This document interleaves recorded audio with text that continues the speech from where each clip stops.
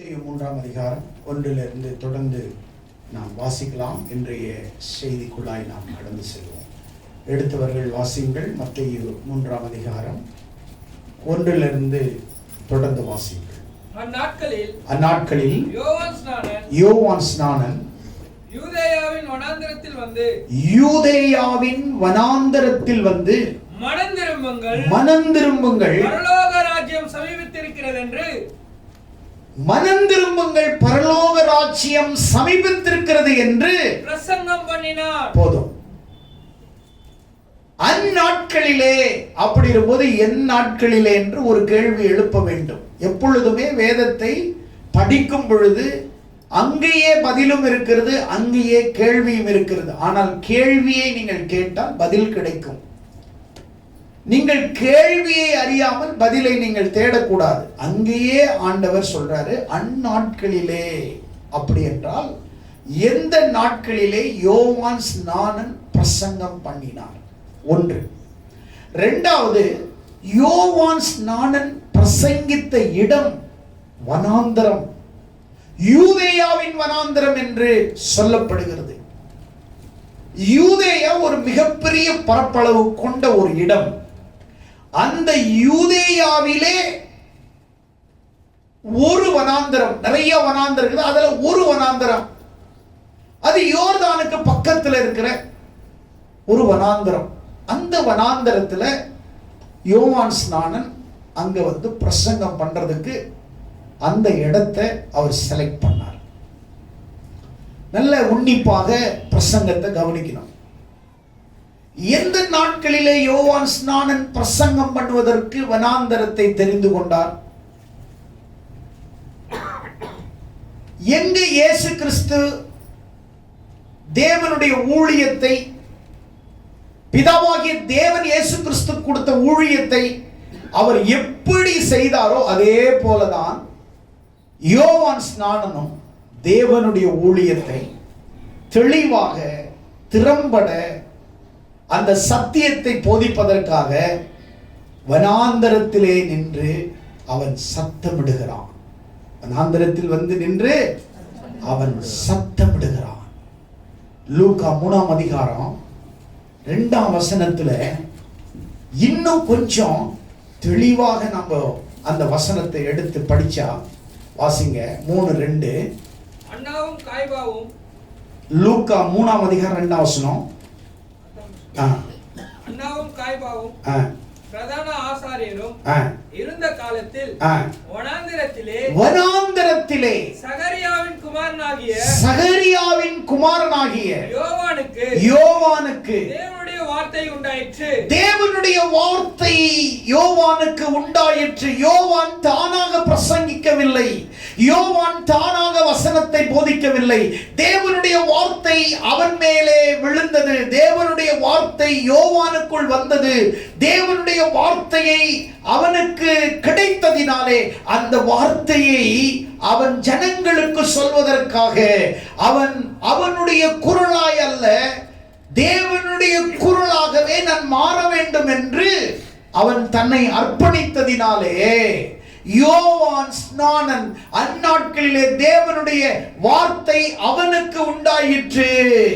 அப்படியானால் நீங்கள் கவனிக்க வேண்டும், யோவான் ஸ்நானன் ஊழியம் செய்த ஆரம்பித்த காலகட்டத்திலே திருச்சபைகள் இல்லை, அன்றைக்கு சத்தம் இல்லை, அன்றைக்கு சத்தியம் இல்லை, அன்றைக்கு சபை இல்லை. ஆனால் அப்படிப்பட்ட சபை இல்லாத காலங்களிலே, புதிய ஏற்பாட்டினுடைய துவக்கத்திலே யோவான் ஸ்நானன் தேவனுடைய குரலாக, தேவனுடைய சத்தமாக அவன் வனாந்தரத்திலே சத்தமிடுகிறான். மறுபடியும் வாசிங்க. யோவான் யாருடைய குரலா இருந்தாரா? தேவனுடைய வார்த்தை, தேவனுடைய வார்த்தை குரலாய் அவன் ஒலிக்கிறான். வனாந்தரத்திலே மல்கியா தீர்க்கதரிசிக்கு பிறகு 400 ஆண்டு காலங்கள் தேவனுடைய சத்தம் இல்லை, தேவனுடைய வார்த்தை இல்லை, தேவனுடைய வசனம் இல்லை. மத்தேயுக்கு முன்னாடி புஸ்தகம் 39வது புஸ்தகம் வேதாகமத்திலே மல்கியா. இந்த மல்கியாவுக்கும் மத்தேயுக்கும் இடைப்பட்ட காலங்கள் 400 ஆண்டுகள். இந்த 400 ஆண்டுகளுக்கு ஜனங்களுக்கு தீர்க்கதரிசி இல்லை, தீர்க்க தரிசனம் இல்லை, வசனம் இல்லை, வழி நடத்துகிறவர்கள் இல்லை, தேவனுடைய சத்தம் இல்லை, தேவனை தேடுகிற தேடல் இல்லை. கிட்டத்தட்ட 400 ஆண்டு காலம் ஜனங்கள் தேவனை மறந்து விட்டார்கள், தேவனுடைய குரலை கேட்க மறந்து விட்டார்கள். 400 ஆண்டு காலம் அமைதியாக இருந்த பிறகு முதல் முறையாக என்ன நடக்கிறது என்றால், கிபி 27, 29 ஆண்டுகளிலே திபேரியஸ் சீஷனுடைய 15வது ஆண்டுகால ஆட்சியிலே யோவான் ஸ்நானன் தேவனுக்கு வழியை செம்மைப்படுத்துகிறவனாக, தேவனுடைய ஊழியம் செய்வதற்காக, தேவனுடைய வழியை செம்மையாக்க அவன் யோவான் ஸ்நானன் என்ன செய்கிறார் என்றால், வனாந்தரத்திலே வந்து 400 ஆண்டுகளுக்கு பிறகு முதல் முறையாக யூதேயாவின் வனாந்தரத்திலே ஒரு சத்தம் ஒலிக்கிறது. அது என்ன சத்தம் என்றால், மனம் திரும்புங்கள் என்கிற சத்தம். 400 ஆண்டுகள் இடைவெளிக்கு தேவனை மறந்த ஜனங்கள் போன போக்கிலே வாழ்ந்து கொண்டிருக்கிறார்கள். பரிசேயர்கள் இருந்தார்கள், சதுசேயர்கள் இருந்தார்கள், நியாய பிரமாணத்தை கற்று தேறினவர்கள் இருந்தார்கள், நியாய பிரமாணத்தினுடைய சட்டங்களை முழுமையாய் கற்றறிந்தவர்கள் இருந்தார்கள். யூதர்களுக்குள்ளே பரிசேயர்களும் சதுசேயர்களும் என்று 2 பிரிவுகள் இருந்தது. இந்த 2 பிரிவுகளும் எப்படிப்பட்டவர்கள்? பரிசேயர்கள் யார், சதுசேயர்கள் யார்? இந்த பரிசேயரும் சதுசேயர்களும் யூத பிரிவிலே ஒரு மேன்மக்களாக, ஒரு ஆசாரியத்துவத்தை அல்லது நாங்கள் மிகப்பெரிய ராஜ வம்சத்தை போல நாங்கள் யூதர்கள் என்று மார்த்தட்டி கொள்ளக்கூடிய மக்கள். அன்றைக்கு பரிசேயர்களும் சதுசேயர்களும் 2 பிரிவுகளும் இருந்தார்கள். அதிலே பரிசேயர்கள் யார்? இந்த பரிசேயர்கள் எப்படிப்பட்டவர்கள்? தங்களை பற்றி பெருமை பாராட்டுகிறவர்கள், நாங்கள் யூதர்கள் என்று மார்த்தட்டி கொள்ளக்கூடியவர்கள், நாங்கள் பெரிய வம்சத்தில் ராஜவம்சத்தில் இருக்கக்கூடிய அந்த ஜாதிக்கு பெருமை சேர்க்கிறவர்களாய் காணப்பட்டார்கள். சதுசேயர்கள் யூதர்களுடைய முக்கிய பிரதான ஆசாரியர்களாய் காணப்பட்டார்கள். நியாய பிரமாணத்தை கற்று தேறினவர்களாய் இருந்தார்கள், நியாய பிரமாணத்தை முழுமையாய் அறிந்தவர்களாய் இருந்தார்கள். ஆனால் நியாய பிரமாணத்தின்படி நடக்காமல் இருந்தார்கள். அவர்களுக்கு நியாய பிரமாணம் தெரியும். They know very well Moses law. மோசேயினுடைய சட்டத்தை அறிந்தவர்கள், ஆனால் நியாய பிரமாணத்தின்படி நடக்காதவர்கள். வேத வசனம் தெரியும், சத்தியம் தெரியும், ஆனால் அதன்படி நடக்காதவர்கள் தான் இந்த 2 பிரிவு மக்கள். ஆனால் இந்த இடத்திலே யோவான் ஸ்நானன் வனாந்தரத்திலே சத்தமிடும் பொழுது அங்கே ஜனங்கள் வருகிறார்கள். எங்கிருந்தெல்லாம் வருகிறார்கள் என்றால், யூதேயாவிலிருந்து வருகிறார்கள், எருசலேமிலிருந்து வருகிறார்கள், யோர்தானை அருகாமையில் சுற்றி இருக்கிற கிராமங்களிலிருந்து வருகிறார்கள்.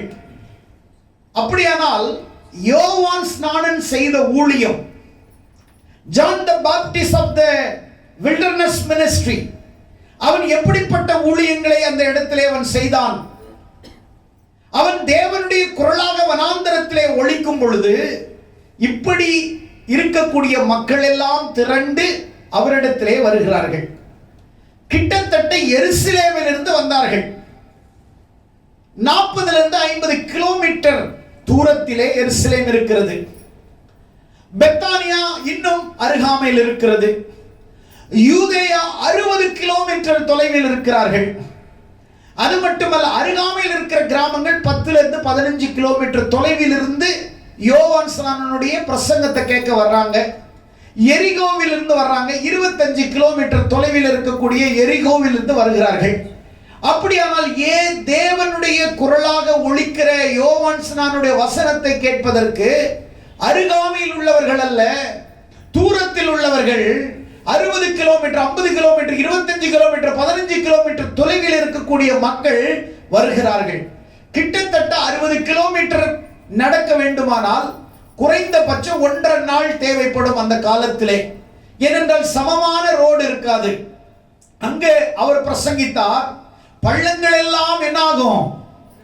சமமாகும். மேடுகள் எல்லாம் என்னாகும்? சமமாகும். ஆண்டவர் ஒரு வழியை ஆயத்தப்படுத்துவதற்காக யோவான் ஸ்நானன் வந்து அங்கே பிரசங்கிக்கிறார். ஜனங்கள் அவருடைய குரலை கேட்பதற்காக, தேவனுடைய குரலாக அவன் ஒழிக்கும் பொழுது ஜனங்கள் எல்லாரும் வருகிறார்கள். ஏன் வர வேண்டும்? எனக்கு ஒரு கேள்வி எழும்பினது. ஏன் அருகாமையில் இருக்கிறவர்கள் வந்தால் பரவாயில்லை, யோவான் ஸ்நானனுடைய குரல் 60 கிலோமீட்டர் தூரத்தில் எப்படி ஒலித்திருக்கும்? அவனுடைய சத்தத்தை கேட்டு ஜனங்க எப்படி வந்திருக்க முடியும்? அப்படியானால் யோவான் ஸ்நானனுடைய சத்தம் ஒரு மைக்கு வச்சு பேசினா கூட மேக்சிமம் ஒரு 1/2 கிலோமீட்டருக்கு மேல கேட்காது. ஆனால் 60 கிலோமீட்டர் தூரத்தில் இருக்கிற ஜனங்கள் யோவான் ஸ்நானனுடைய குரலை கேட்டு வருகிறார்கள் என்றால் இது என்ன அற்புதம்! இது யாருடைய குரல்? இது யோவானுடைய குரல் அல்ல.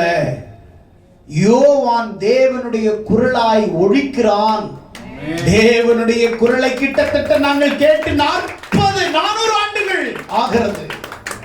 யூதர்களுக்கு தெரியும், மோசையின் குரலை கேட்டார்கள், யெகோவாவின் குரலை கேட்டார்கள், அடுத்து தீர்க்கதரிசியின் குரலை கேட்டார்கள், நியாயாதிபதிகளின் குரலை கேட்டார்கள். இப்படி கேட்டு கேட்டு கேட்டு கேட்டு வந்த யூதர்கள் தொடர்ந்து தீர்க்கதரிசனங்கள், பெரிய தீர்க்கதரிசிகள் பேசினார்கள், சிறிய தீர்க்கதரிசிகள் பேசினார்கள், நியாயாதிபதிகள் பேசினார்கள், ராஜாக்கள் பேசினார்கள், தேவன் அவர்களோடு பேசினார்.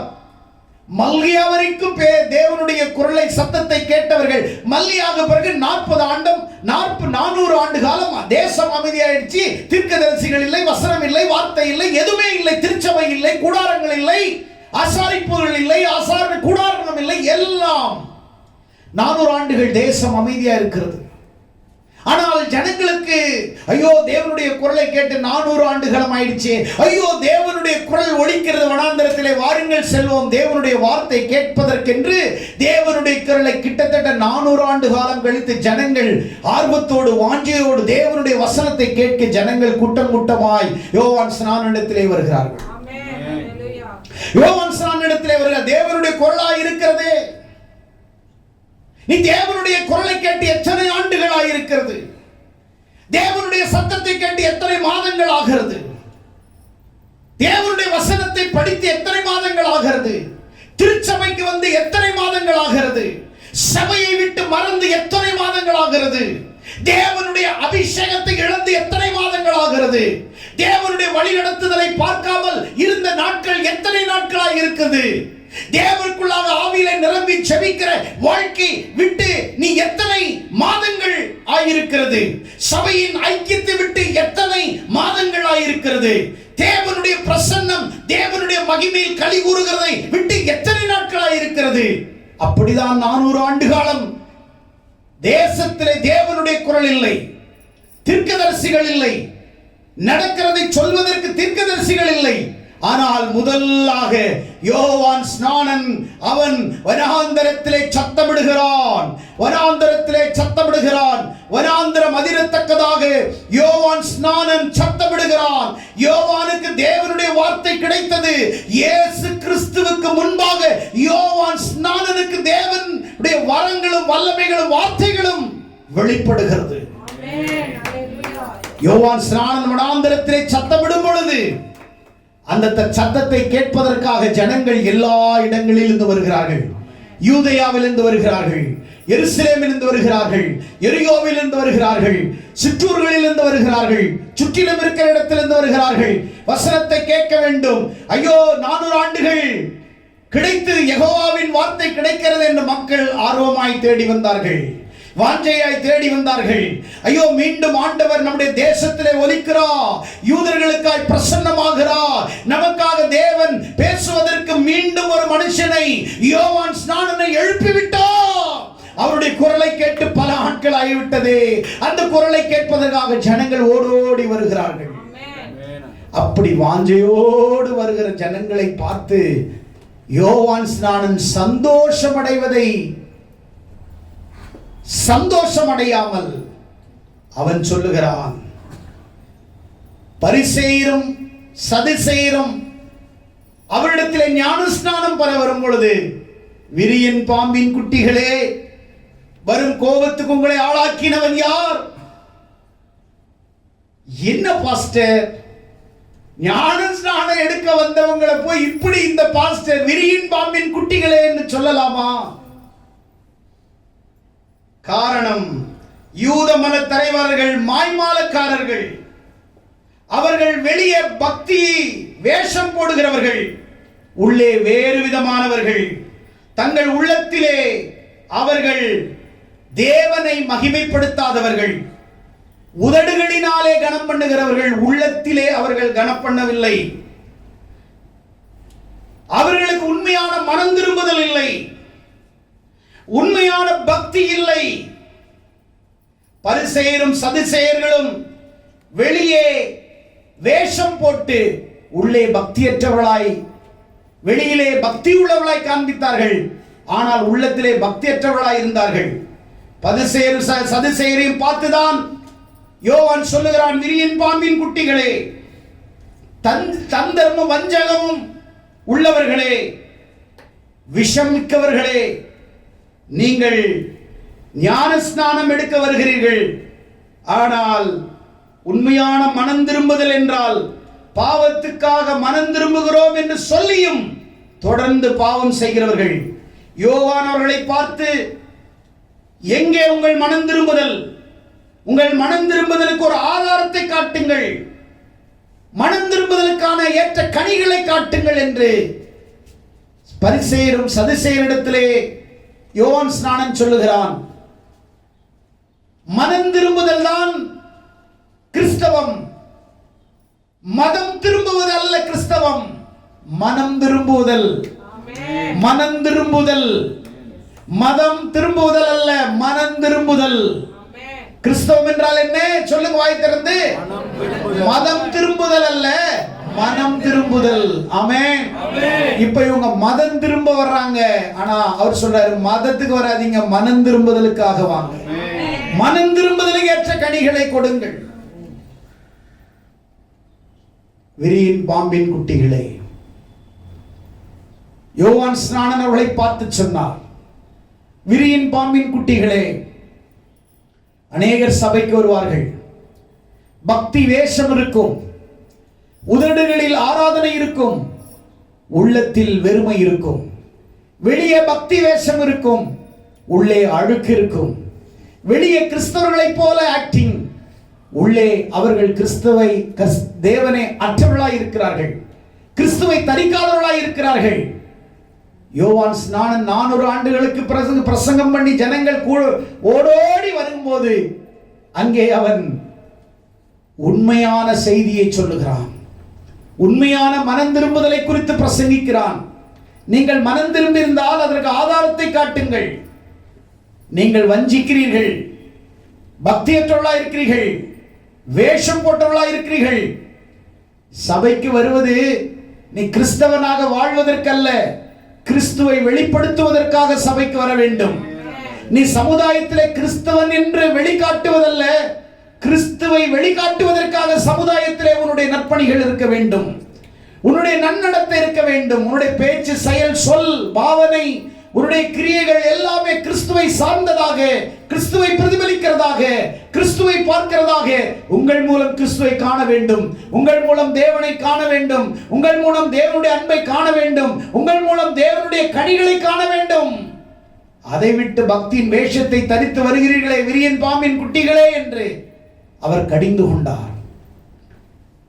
ஜனங்களை பார்த்து உண்மையான மனம் திரும்புதலுக்குள்ளே கொண்டு வந்தார். அன்றைக்கு சபை இல்லை, அங்கே எதுவுமே இல்லை. வனாந்தரத்திலே யாருமே இல்லை. ஆனால் வனாந்தரத்திலே யோவான் இருந்தான். வனாந்தரத்திலே ஏதோ ஒரு மண்டபம் எடுத்து நடத்தவில்லை. வனாந்தரத்திலே அவன் சத்தமிட்டான்.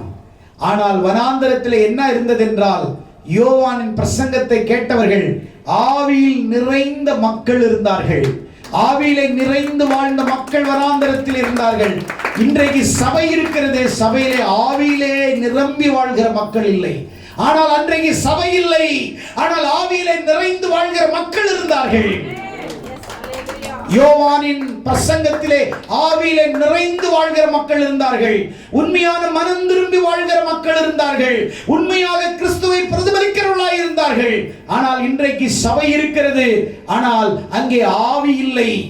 இங்கே ஆராதனை இருக்கிறது, சபையிலே ஆண்டவர் இல்லை. இங்கே இசை இருக்கிறது, சபையிலே இன்பம் இல்லை.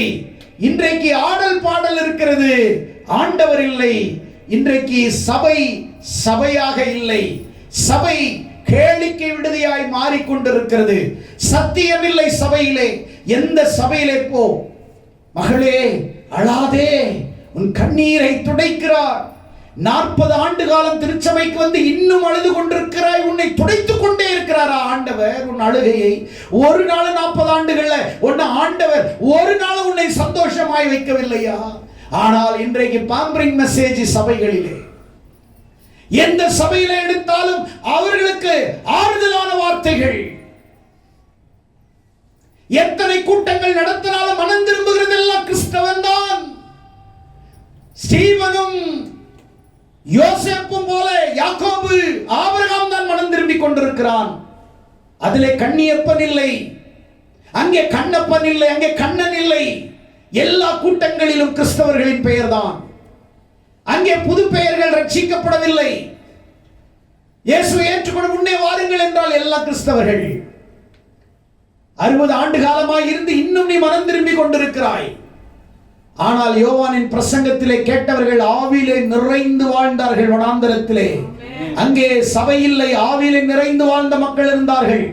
இன்றைக்கு சபை இருக்கிறது, ஆவியிலே நிறைந்து வாழ்கிற மக்கள் இல்லை.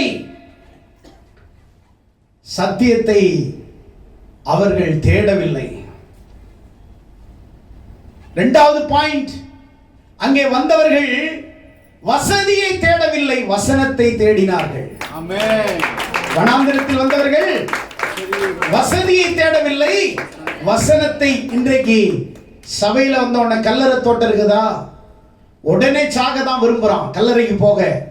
கல்லறை தோட்டம் இருக்கிறதா, கல்யாணம் நடத்துவது வசதியா இருக்கிறதா? இன்னைக்கு உன் தேவையை சந்திப்பதற்கு சபை அல்ல, உன்னை தேவனுக்காக உருவாக்குவதுதான் சபை இன்றைக்கு இருக்கிறது. உன் தேவைக்காக அல்ல, உன்னை தேவனுக்காக உருவாக்குகிறது தான் சபை. உன்னை கட்டமைப்பதுதான் சபை. இன்றைக்கு நம்முடைய சபையிலே ஒரு வாக்குத்தத்தத்தை எடுத்து கர்த்தர் உங்களை பண்ணிட்டார், அப்படி காக்கிட்டார், இப்படி பண்றாரெல்லாம் கிடையாது. எந்த வார்த்தை தொட்டாலும் அங்கே தேவன் அசைவாடுவார். எந்த வசனத்திலே தொட்டாலும் தேவன் அங்கே வெளிப்படுவார். எந்த வார்த்தையை தொட்டாலும் தேவன் அதன் மூலம் பேசுவார். எந்த வார்த்தையை எடுத்து பிரசங்கித்தாலும் அதில் வாக்குத்தத்தம் நிறைந்திருக்கும். ஆராதனையின் ஆறுதல் நிறைந்திருக்கும். ஆராதனை இருக்கும், சத்தியம் இருக்கும், தேவன் இருப்பார், அவருடைய அபிஷேகம் வெளிப்படும். அன்றைக்கு வசதியை தேடி வரவில்லை, வசனத்தை தேடி வந்தார்கள். இயேசு நாதர் பிரசங்கித்த போது திரளான ஜனங்கள் அவரிடத்திலே வந்தார்கள். இயேசுவிடத்திலே எதுவும் இல்லை, வசனம் இருந்தது. 3 நாள் அவர்கள் சாப்பிடாமல் ஆண்டவருடைய உபதேசத்தை கேட்டார்கள். இன்னைக்கு சபையில 1.5 மணி நேரம் முழு ஒரு காலத்தில் திருச்சபை எப்படி இருந்ததா, காலை ஆரம்பித்து ஈவினிங் முடியும். எழுப்புதல் நாட்களிலே எழுப்புதல் குறைய குறைய குறைய 3 மணிக்கு முடிச்சாங்க, 2 மணிக்கு முடிச்சாங்க, 1 மணிக்கு முடிச்சாங்க, 8 மணிக்கு. இப்ப 8 மணிக்கு ஆரம்பிச்சு 9 மணிக்கு முடிக்கிறாங்க. இன்னும் கொஞ்சம் நாள்ல பாருங்க 8 மணிக்கு ஆட்டி 8 நிமிஷத்துல முடிக்கிற காலங்கள் வரும்.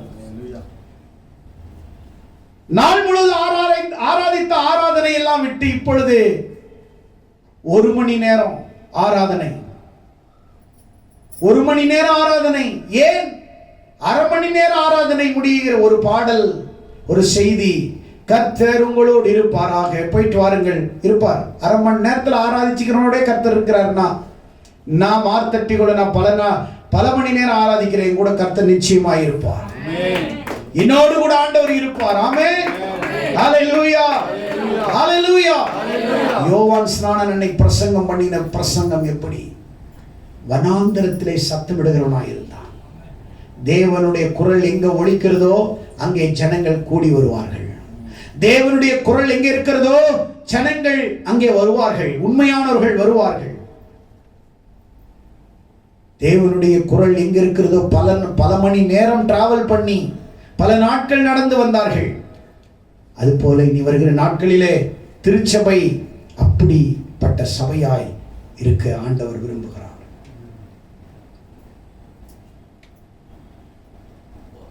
இப்படி அநேக பரிசேயர் சதுசேயர்கள் மனம் திரும்ப வந்தாங்க. ஆனா மற்றவங்களை அற்பமா எண்ணாங்க. அததான் யோவான் ஸ்நானன் கடிந்து கொண்டார். பிற ஜாதியை இழிவுபடுத்தினார்கள். பிற ஜாதி கீழ் ஜாதி என்று மட்டுப்படுத்தினார்கள். நாங்கள் யூதர்கள், நாங்கள் உசந்த ஜாதி என்றார்கள். அது யோவானுக்கு பிடிக்கவில்லை. இயேசு ஏதோ ஒரு ஜாதியை சந்தோஷப்படுத்த யூதர்கள் பிறக்கவில்லை. எடுத்து வாசிங்கள் ரோமர் 2ஆம் அதிகாரம் 28-29 வசனத்தை. ஒருவர் யோவான் 8:20-39 ஒருத்தர் வாசிங்க. ரோமர் 2:28-29 யாராவது எடுத்து வாசிங்க. ஆதலால் புறம்பாக யூதனானவன் யூதன் அல்ல. இங்க பாருங்க, புறம்பாக யூதனானவன் யூதன் அல்ல. புறம்பாக மாம்சத்தில் செய்யப்படும் விருத்த சேதனம் அல்ல. உள்ளத்திலே யூதனானவனே யூதன். அப்படின்னா இவன் சொல்றான், நான் யூதன், நான் சுன்னத் பண்ணிருக்கேன், நான் யூதன் என்றான். ஆண்டவர் சொல்றாரு, டே, வெளிப்பிரகாரமாய் இருக்கிற யூதன் அல்ல, வெளிப்பிரகாரமாக சடங்கு பண்ணி விருத்த சேதனம் பண்ணவன் யூதன் அல்ல. உள்ளத்திலே யூதனானவனே யூதன். உள்ளத்திலே என்னை ஏற்றுக்கொண்டவன் தான் எனக்கு பிள்ளைகள். நீ வெளிப்பிரகாரமாய் காண்பித்து நான் யூதன் என்கிறாய். ஆண்டவர் வெளி தோற்றத்தை பார்க்கவில்லை. உள்ளான மனதிலே யூதனாய் இருக்க விரும்புகிறாயா? உள்ளான விருத்த சேதனம் அடைந்திருக்கிறாயா? உள்ளான எழுப்புதலுடையவனாய் இருக்கிறாயா? ஆண்டவர் அதை தான் எதிர்பார்க்கிறார். யோவான் 8ஆம் அதிகாரம் 39 வசனத்திலே இன்னொரு வசனம் சொல்லுகிறது. எடுத்து வாசிங்கள்.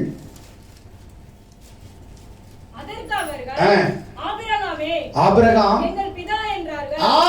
எங்க பிதா அப்படின்றாங்க யூதர்கள். இயேசு அவர்களை நோக்கி, நீங்கள் ஆபிரகாமின் பிள்ளைகளாய் இருந்தால் ஆபிரகாம் மாதிரி வாழ்ந்திருப்பீங்களாடா முட்டாள் பசங்களான்னாரு. ஆமென். இயேசு கிட்டே வந்து என்ன சொல்றாங்க இவங்க யூதர்கள்? நாங்கெல்லாம் யார் தெரியுமா? ஆபிரகாமின் சந்ததி. என்ன சந்ததி? நான் எல்லாம் என்ன ஜாதி தெரியுமா? தெரியும் ரொம்ப மட்டமான ஜாதின்னு சொல்லணும். ஆமென். நான் என்ன பெரிய யூதன் அப்படின்னாங்க. ஆனா ஆண்டவர் சொன்னார், நீ ஆபிரகாமின் சந்ததின்னு சொல்ற. அப்படின்னா ஆபிரகாம் செஞ்சது எதுவுமே செய்யலையடா. ஆபிரகாமின் சாயல் இல்லையே, விசுவாசம் இல்லையே, கிரியை இல்லையே, கீழ்ப்படிதல் இல்லையே, தேடல் இல்லையே. நீ எப்படி ஆபிரகாமின் சந்ததின்னு சொல்ற? நோ நோ நோ நோ, நான் ஏத்துக்க மாட்டேன்ற. ஆண்டவர் உன்னை ஏற்றுக்கொள்வார். ஆமென். எத்தனை பேர் சுவாசிக்கிறீங்க? ஆமென். ஹல்லேலூயா. மனம் திரும்புதலுக்கு ஏற்ற பிரசங்கம் பண்ணினான். அவருடைய வாழ்க்கையில யோவான் ஸ்நானன் செய்த ஊழியம் எவ்வளவு தெரியுமா? எத்தனை வருடங்கள்? யாரா சொல்ல முடியுமா? எத்தனை வருஷம் ஊழியம் பண்ணியிருப்பாரு? கிறிஸ்துவுக்கு பின் 27 ஊழியம் ஆரம்பிக்கிறார். 30 ஊழியம் முடியுது. 1.5 வருடத்திலிருந்து 2 வருடம் தான் அவர் செய்த ஊழியம். பிறகு அவரை சிறைச்சாலையிலே அடைத்து சிறைச்சேதம் பண்ணப்படுகிறார். 1.5 to 2 ஆண்டுக்குள்ளாக பெரிய பிரசங்கங்கள்லாம் பண்ணல, ஒரு 6 பெரிய பிரசங்கம் பண்ணியிருக்கிறார். மனம் திரும்புதலை குறித்து பிரசங்கித்திருக்கிறார். ஒரு முறை வனாந்தரத்தில் அவர் ஃபர்ஸ்ட் செய்த பிரசங்கம் மனம் திரும்புதல். நீ மனம் திரும்பாம சர்ச்சில் உட்கார்ந்துக்கிட்டு நீனு 1000 ஆண்டுகள் நீ சர்ச்சில் உட்கார்ந்தாலும் மனம் திரும்பலன்னா உன்னோட ஆண்டவர் உன்னோட பேசவே மாட்டார். நீ ரட்சிப்ப பார்க்கவே முடியாது. Repentance is very must.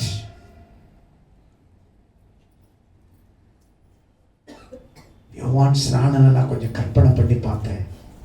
சர்ச்சி இல்லை, பில்டிங் இல்லை, எதுவுமே இல்லை. ஆனா அந்த 1.5-2 வருஷம் யூதேயாவின் வனாந்தரத்துல தான் ஊழியம் பண்ணார். டிராவலிங் ரிவைவல் மினிஸ்ட்ரி பண்ணார். பயணத்திலே எழுப்புதலை கொண்டு வந்தார். போகிற இடமெல்லாம் நடந்தே பயணத்திலே எழுப்புதல், டிராவலிங் ரிவைவல் மினிஸ்ட்ரி பண்ணார். இன்னைக்கு ரிவைவல் மினிஸ்ட்ரின்னு இருக்குது, என்ன இல்லை? ரிவைவல். காட்ஸ் லவ்ஸ் மினிஸ்ட்ரி இருக்குது, அங்க லவ் இல்ல, காடும் இல்ல. ஆமென், ஹalleluya. கம்ஃபர்ட் மினிஸ்ட்ரின்றாங்க, அங்க கம்ஃபர்ட்டே கிடையாது. அவங்க தான் கம்ஃபர்ட் ஜோன்ல இருக்கிறாங்க. Nobody comfort. Amen. Jesus loves youன்றாங்க, but Jesus loves you னு we know. எங்களுக்கு தெரியும் இயேசு நேசிக்கிறார்னு, நீ சொல்ல தேவையில்லை. நீ நேசிக்கிறியா இயேசுவை? Jesus loves ministry. யார் உனக்கு சொன்னாங்க? who are tell you? யார் உனக்கு சொன்னாங்க நான் வந்து பெரிய இதுன்னு? அல்ல. Jesus loves everybody. Everywhere, everybody, they know Jesus loves. ஆனா உனக்கு அன்பு இருக்கிறதா? உனக்கு பார்சாலிட்டி இருக்கிறதே, ஏற்றத்தாழ்வுகள் இருக்கிறதே, எரிச்சல் இருக்கிறதே, பொறாமை இருக்கிறதே, கோபம் இருக்கிறதே, புறங்குறுதல் இருக்கிறதே, மதிகேடான காரியங்கள் இருக்கிறதே, இவைகளையெல்லாம் நீ விட வேண்டும். 1.5 ஆண்டுகளிலிருந்து 2 ஆண்டுகளுக்குள்ளாக 6 பெரிய பிரசங்கம் பண்ணார். 1 வனாந்தரத்திலே மனம் திரும்புதல், பரிசேயர் சதுசேயரை கடிந்து கொண்டு பாவத்தை உணர்த்திய பிரசங்கம். 3வது 2 அங்கி உடையவன் இல்லாத ஒரு அங்கியை கொடு, பொது பிரசங்கம். சமூக நீதியையும் மதிப்பையும் உயர்த்திய காட்டிய பெருமை யோவான் ஸ்நானனுக்கு இருந்தது. சமூக சேவை, சமூக பணி அவருடைய ஊழியத்தில் இருந்தது. ஒரு அங்கி இல்லாதவன், 2 அங்கி இருக்கிறவன் இல்லாதவன் ஒரு அங்கி கொடுறான். 4வது இயேசு கிறிஸ்துவின் வருகையை குறித்து பிரசங்கம் பண்ணார். 5வது மனம் திரும்புதலுக்கேற்ற கனிகளை கொடுங்கள் என்று சொன்னார். 6வது அவரை கேட்கிறாங்க, நீ மெசியாவா? யாருக்கிட்ட கேட்கிறாங்க ஜனங்க? இயேசுவையே ஞானஸ்தானம் கொடுத்தவர் யார் தான்? யோவான். நீ மெசியாவா? இல்ல. நீ எலியாவா? இல்ல, நான் அவன் அல்ல. நீ இயேசுவா? நான் அவன் அல்ல. நீ யாரியா? அப்ப நீ யாரியா? நீ ரெவரண்டா?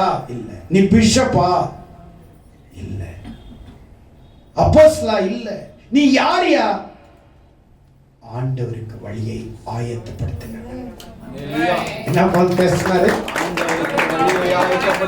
நான் ஆண்டவருக்கு வழியை ஆயத்தப்படுத்துகிறவன். I am not bishop, I am not reverend, I am not the apostle. I am ordinary person.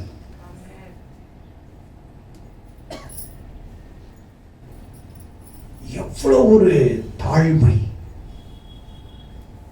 அவர் பாதரட்சையின் வாரை அவிழ்ப்பதற்கு நான் பாத்திரன் அல்ல. அவர் செருப்ப வாரை தொடர்றது கூட எனக்கு தகுதி இல்லைங்க. என்ன தன்னை தாழ்த்தினார். அவர் பெருக நான் சிறுக. தாழ்மையின் ஊழியம் என்னன்றத பிராக்டிக்கலா கத்து கொடுத்துட்டு போறார். இந்த 6 பிரசங்கம் தாங்க இந்த 1.5-2 வருஷத்துல பேசியிருக்கிறார். இந்த 6 பிரசங்கத்திலேயே அவ்வளவு பெரிய மாற்றம், எழுப்புதல். அன்றைய சபைகள் இல்லை. கர்த்தருக்கு வழியை ஆயத்தப்படுத்தியவன் முதல் பிரசங்கி, ஜனங்களை சத்தியத்தில் நடத்திய முதல் போதகர், சபை ஆரம்பிப்பதற்கு முன்பாக கர்த்தருக்காக வழிகளை ஆயத்தப்படுத்தியவன், இயேசுவை குறித்து சொன்னவன், இயேசுவையே ஜனங்களுக்கு அறிமுகப்படுத்திய நாயகன். அவர் எல்லாருக்கும் ஞான ஸ்நானம் கொடுத்துட்டு இருக்கிறார், பிரசங்கம் பண்ணி பண்ணி பண்ணி பண்ணி.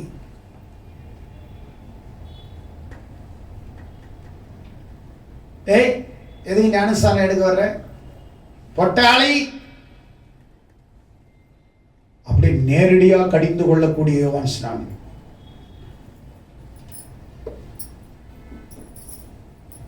என்னோட 1000 இல்ல 1,00,000 மடங்கு கோபக்காரர் யோவான் ஸ்நானன். உண்மையான பிரசங்கியாருக்கு ரொம்ப கோபம் வரும். போலியான ஆட்களுக்கு வராது. ஏன்னா அது வேஷம். கர்த்தர் உன்னை ஆசீர்வதிக்கிறார். மகளே, இந்த ஆண்டு தேவன் உன்னை எப்படி உயர்த்த போகிறார் பார் மகளே. அதுதான் மக்களுக்கு புரியுது, பிடிக்குது, புரியுது. ஆனா யோவான் ஸ்நானன் பாம்பரசிங் மெசேஜ் கொடுக்கல. His voice of God, தேவனுடைய குரலாக ஒலிச்சார். தேவனை பிரதிபலிக்கிறவனாக, கிறிஸ்துவை வெளிப்படுத்துகிறவனாக இருந்தார். More than 6 message only he preached.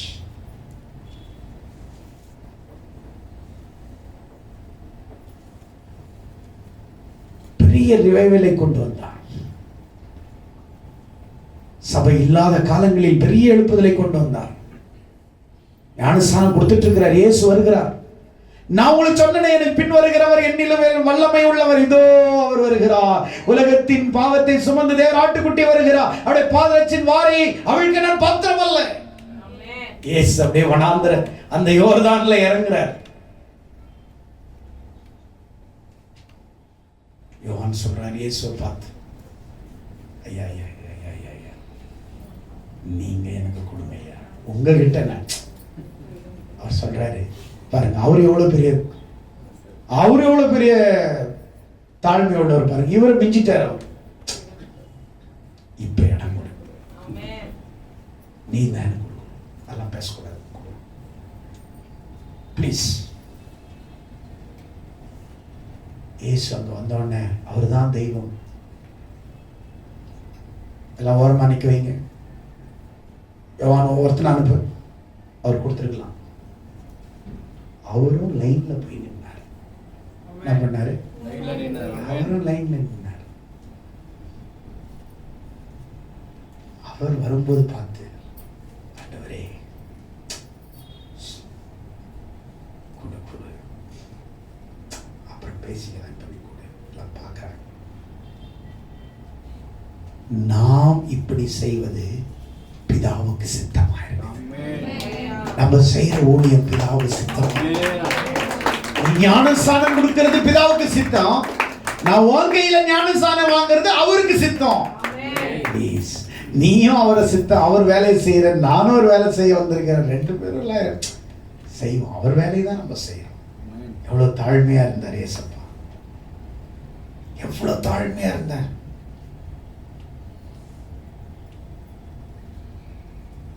இந்த ஊழியம் இருக்கிறதா? இப்படிப்பட்ட செய்திகள் இருக்கிறதா? இப்படிப்பட்ட பிரசங்கங்கள் இருக்கிறதா? எவன் வருவான் ஓசன்னாவுக்கு? இப்படிப்பட்ட பிரசங்கம் செய்தால் எவன் வருவான் இந்த சபைக்கு? இப்படிப்பட்ட உண்மையை பேசினால் இந்த சபை எப்படி நிரம்பும்? Nobody come here.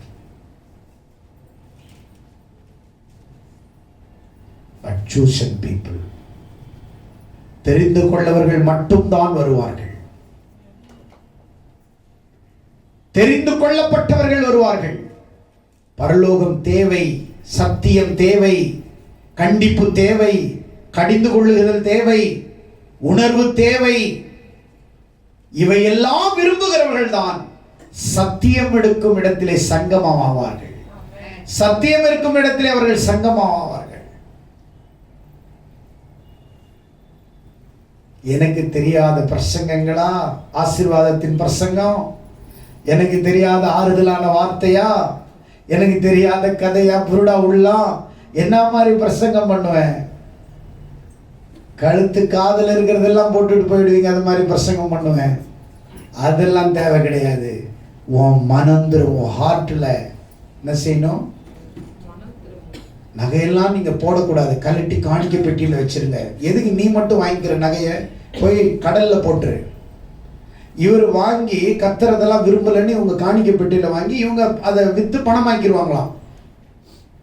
அதை நீ வித்து பணமாக்கி நீ வச்சுக்கோன்னு எந்த பிரசங்கம், எந்த பாஸ்டர் சொல்றான்? கரெக்டா பிரசங்கம் பண்ண தப்பா பண்றேன்னா? நீங்கள் யாரு நகை அணிய கூடாது. we are Pentecost.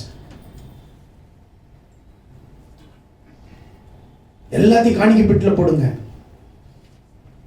நான் போடுற காணிக்கை உனக்கு பிடிக்கல, நான் போட்டுட்டு இருக்கிற காணிக்கை உனக்கு, நான் போட்டிருக்கிற நகை உனக்கு பிடிக்கல, என் நகை மட்டும் உனக்கு எப்படி பிடிச்சிருக்குது? அதை நான் வித்து பணமாக்கிக்குவேன். அதே மாதிரி நாங்க வித்து பணமாக்கிக்கிறோம். ஆமென்.